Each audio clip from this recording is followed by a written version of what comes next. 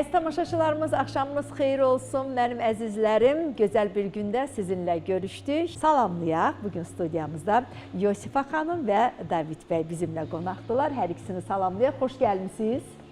Salam. Yosifa xanım da, David bəy də. Господин Давид, здравствуйте. Здравствуйте или салам? И здравствуйте, и салам. Allah sizi qorusun. İzuçayım Azərbaycanski язык, да? İzuçayım. David bəyə və Yosifa xanıma vermək istəyirik. Госпожа Йосифа, нам много пишут, задают вопросы, на WhatsApp пишут. Сколько времени требуется для лечения аутизма? Срок лечения, за какое время ребенок может вылечиться от аутизма?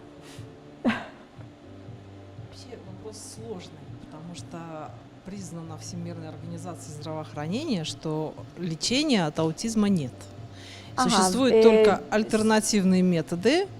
Demək, əziz tamaşaçılarımız, Yosifa xanım söylüyor ki, əslində Ümumdünya Səhiyyə Təşkilatı autizmin tam sağalması ilə bağlı, yəni heç bir müddəa, heç bir söz deməyib. Yəni autizm sağalmır. Yalnız və yalnız alternativ üsullarla bu xəstəliyi yüngülləşdirmək, bu xəstəliyin simptomlarını tamamilə aşağı salmaq mümkündür.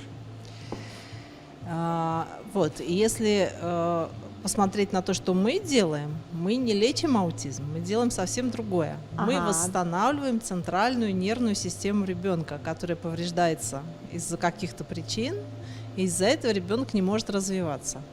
То, что при этом исчезают признаки аутизма, ну, считаем это приятным бонусом. Məsələ burasındadır ki, biz mərkəz olaraq autizmi sağaldırıq demirik. Baxın, bizim əsas məqsədimiz mərkəzi sinir sisteminin, zədələnmiş mərkəzi sinir sisteminin bərpasına nail olmaqdır. Əgər biz zədələnmiş sinir sisteminin bərpasına nail oluruqsa, avtomatik olaraq autizmin əlamətləri uşaqda geri çəkilir və o əlamətlər geri çəkilirsə, biz bu halda deyirik ki, bəli, biz autizmin əlamətlərini uşaqdan götürdük. Demək ki, autizmlə uşaq sağalmış hesab olunur. И сколько времени требуется, нечего лазом olur?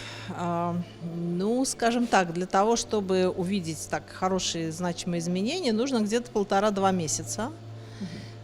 Потом нужно с ребенком заниматься, потому что, скажем так, центральная нервная система, она требует обучения. Тут нельзя это избежать. И то, что мы видим вот обычно, то в конце, скажем, курса нашей терапии ребенок, который приходит не в состоянии обучаться, к концу, как правило, он превращается в обычного ребенка, но младше там на какое-то количество лет.